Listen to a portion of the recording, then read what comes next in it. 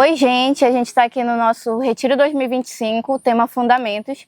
Eu estou aqui com o pastor Diego, ele esteve falando com a gente nessa nossa primeira sessão e foi um tempo muito precioso onde a gente falou sobre perseverança na verdade.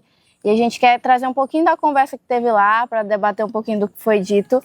Uma das coisas que tem vários pontos que são muito interessantes, mas uma das coisas que você falou que me chamou muita atenção sobre a gente não perseverar nas coisas do coração. E aí o tema central da sua palavra é sobre essa perseverança na verdade. Eu queria entender exatamente o que seria esse perseverar nas coisas do coração. Certo. A palavra de Deus diz que de todas as coisas que se deve guardar, você precisa guardar o coração. Porque do coração procedem as saídas, tanto para o bem quanto para o mal, né? Por que guardar o coração e por que não seguir o coração? Quando esse texto fala do coração, ele está falando sobre nós, sobre quem nós somos, Sim. A nossa essência, o que fala da nossa natureza comum, da nossa natureza carnal. E tudo isso é gerado no nosso coração. E não necessariamente no órgão que sustenta o nosso corpo, Sim. mas naquilo que providencia as nossas intenções. E é muito importante cuidar com isso, porque é nesse lugar que nascem as intenções, para o bem ou para o mal. É perigoso andar na força, na intenção do nosso coração, porque muitas vezes, ou em várias circunstâncias, o nosso coração não está pulsando por aquilo que vem do Senhor. Inclusive tem um salmo que vai dizer o seguinte: se agrada do Senhor e Ele satisfará os desejos do teu coração. Só que tem um ponto interessante: o Senhor só vai satisfazer os desejos do meu coração quando Ele for o centro do meu coração. Perfeito. Por isso que é preciso guardar, e por isso eu falei de não andar na intenção do nosso coração, porque é muito duvidoso, né? O correto é sempre nos expor ao Senhor, sempre se colocar diante do Senhor, para que então andemos em novidade de vida. É perigoso andar na intenção do meu coração quando ele não é iluminado pela luz das Escrituras, quando ele não revela do que é da vontade de Deus que está sendo gerado em mim, nesse sentido. Que legal. Eu acho que uma das coisas, a gente, quanto cristão, a gente sempre cresce e a gente vai aprendendo que o nosso coração tem que ser do Senhor, os nossos desejos interligados Sim. com o de Deus. E muitas vezes a gente pega e começa a trabalhar e fazer as coisas em nome do Senhor, só que é só em nome, mas no coração é essa perseverança nos nossos anseios, nas nossas convicções. Sim. E eu acho que esse é um perigo muito grande. Você até citou algo na sua pregação falando sobre isso. E como é que a gente pode se atentar onde a gente não caminhe sobre esse local que a gente acha que está andando em nome de Deus, mas a gente está andando e perseverando sobre as coisas do nosso coração, que acredito que nem sempre chega a ser totalmente errado, mas não é o que Deus quer que a gente faça, né? Exato. A gente vê um exemplo de Davi, que queria construir o templo, você diz Sim. lá, não, eu vou deixar que o seu filho construa.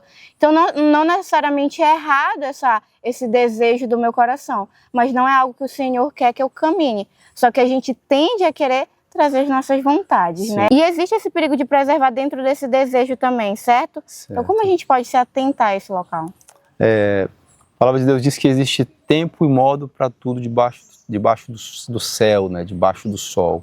Eu acredito que uma forma prática de entender o tempo ou a movimentação para se mover debaixo de uma direção do Senhor e não necessariamente na intenção do coração, primeiro ter clareza daquilo ao que eu estou sendo conduzido, né? E ter clareza à luz das Escrituras. Por exemplo, se o Senhor me diz que eu vou servir a igreja em uma outra nação, o meu coração, na ânsia de fazer aquilo, começa a promover algumas coisas, e como você disse, às vezes não é errado. É algo que o Senhor falou que gerou no meu coração, mas o tempo errado, se eu fizer aquilo, viver aquilo no tempo errado, eu posso estar me conduzindo pela força do meu braço e algo que é dele, mas acaba não completando o propósito. Uhum. Então eu preciso entender toda a movimentação à luz das Escrituras. A esse exemplo, se o Senhor me diz que eu vou servir a igreja em outra nação, eu preciso me preparar, estar capacitado para o serviço, e eu preciso deixar que Ele faça as conexões, por exemplo. É muito fácil já que o Senhor me disse que eu vou para outra nação, então deixa eu fazer umas ligações, deixa eu mandar uns Sim. e-mails, deixa eu entrar em contato com alguém que está naquele lugar, e o que seria genuíno acaba se corrompendo, porque eu me movimentei além do tempo. Sim, perfeito. Então, é entender a movimentação à luz das Escrituras. O Senhor disse, ok, Ele é fiel para cumprir. Agora, o que é necessário para que da minha parte seja cumprido com excelência? Eu vou me capacitar, eu vou me preparar, eu vou orar a respeito dessas coisas.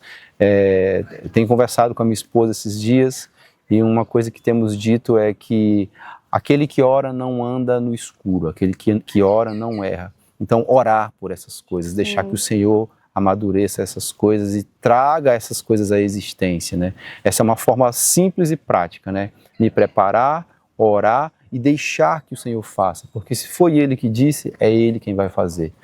Costumo dizer que o Senhor não nos chamou para fazer coisas, Ele nos chamou e nos chama para estar juntos dEle. E à medida que nos aproximamos, Ele divide conosco o seu coração e nos convida para participar disso. Mas todas as coisas dependem dEle. Da minha parte é obediência, é buscar a face dEle para entender a movimentação.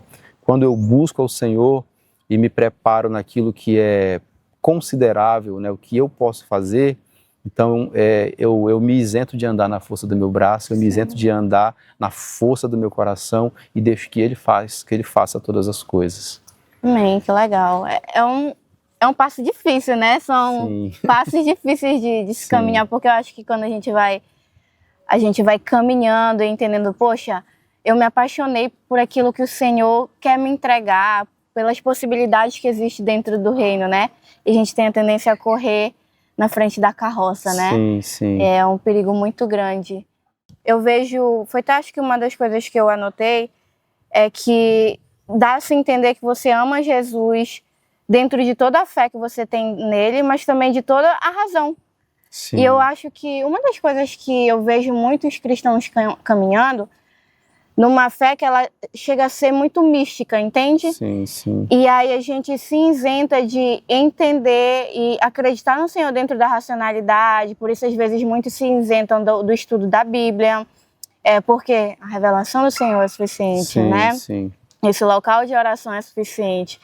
Então, eu acho muito interessante quando a gente consegue amar e servir ao Senhor dentro de todos esses aspectos, porque a nossa fé, ela não é só uma fé que é algo sobrenatural, né? A Bíblia nos responde com razão, né? A gente tem todas essas questões. Como é que a gente faz para, quanto cristão, amadurecer nesse local e não andar só sobre o misticismo, entende? Sim. Mas sobre essa razão da palavra do Senhor, de que o que o Senhor faz também é racional em meio à fé, né? Sim, Os dois caminhos juntos, entende? Sim, entendo. A caminhada cristã, andar com o Senhor, andar com Jesus, entregar-se a Cristo, é uma caminhada de entrega, né? O Senhor, Ele nos chama todos os dias a entregar. Por isso Ele diz, né? Aquele que quer vir após mim, negue-se a si mesmo, tome sua cruz e venha. No que diz respeito ao intelecto, ao campo da sabedoria, isso não está isento. Tudo que eu sou, tudo que eu tenho, que um dia eu vou ser, tudo que um dia eu posso vir a ter, eu preciso entregar aos pés da cruz. O processo formativo, educacional, intelectual, ele precisa ser colocado aos pés da cruz. É o Senhor quem nos dá sabedoria, é o Senhor quem nos dota de conhecimento. O próprio Salomão é um exemplo, acho que é o exemplo mais clássico que a gente pode dar. Salomão pediu sabedoria, ele recebeu sabedoria. Nós somos instruídos a buscar a sabedoria, né? E essa sabedoria, ela não é apenas a sabedoria, o conhecimento do Senhor, porque o Senhor criou todas as coisas.